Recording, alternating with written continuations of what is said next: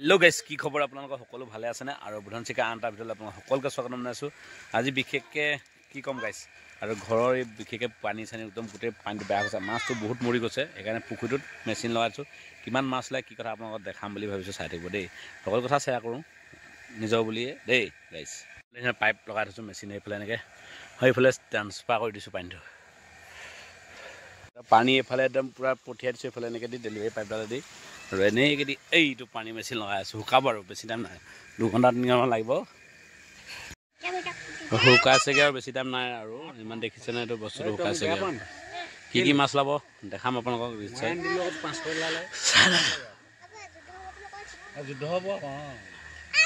মাছ ধৰিবলৈ ৰাইজ ধেৰ বহি আছে আমাৰ ঘৰৰ চোতালত। পুখুৰীত বেছি মাছ নাই, অকল কচ মাছ এটা ওলাইছে মাত্ৰ। খালি দাঙি নিদিবি দেই ওপৰলৈ, দাঙি দিলে কি হ'ব, হাৱা লৈ ল'ব। এনেই গাঁত এটা খান্দি কিনে বোকা বেছি নাই।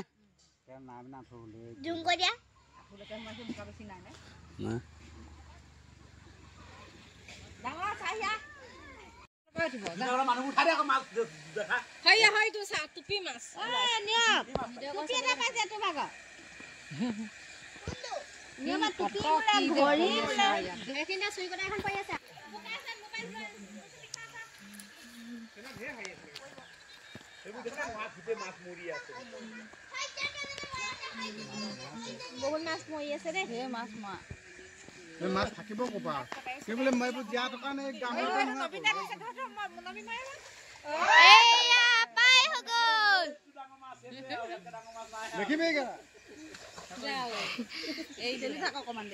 খালি থাক।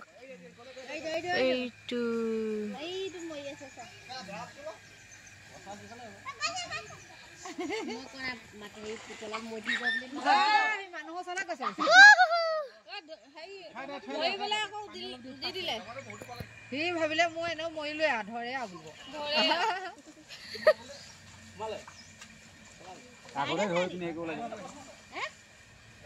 মাৰিলে নি ভৰি আগতে ধৰি ওপৰত দি দিব লাগে।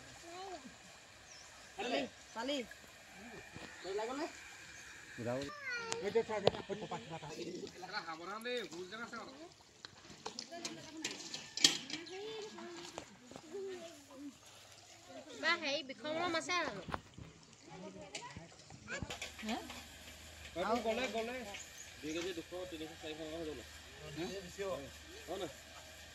আৰু দুটামান লোৱাহে ন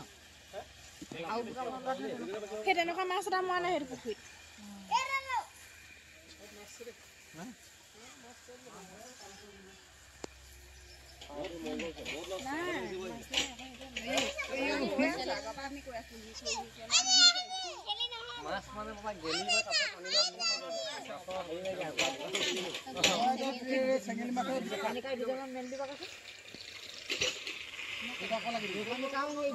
খুব ভাল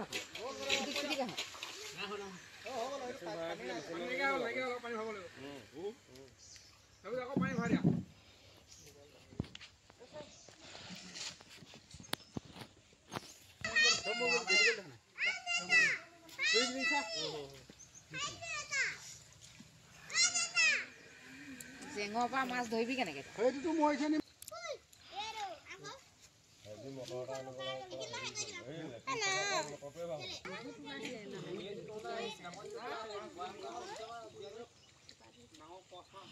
এটা একদম ওলাবই মানে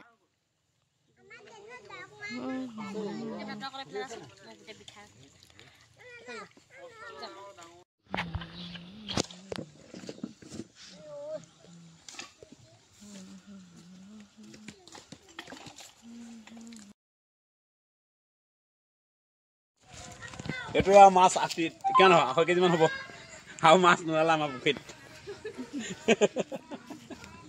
এইটোৱে ডাঙৰ মাছ, ইয়াতকৈ ডাঙৰ মাছ নাই আৰু দেই গাইজ। ফটো মাৰি দিছো সেইটোৱে মাছ।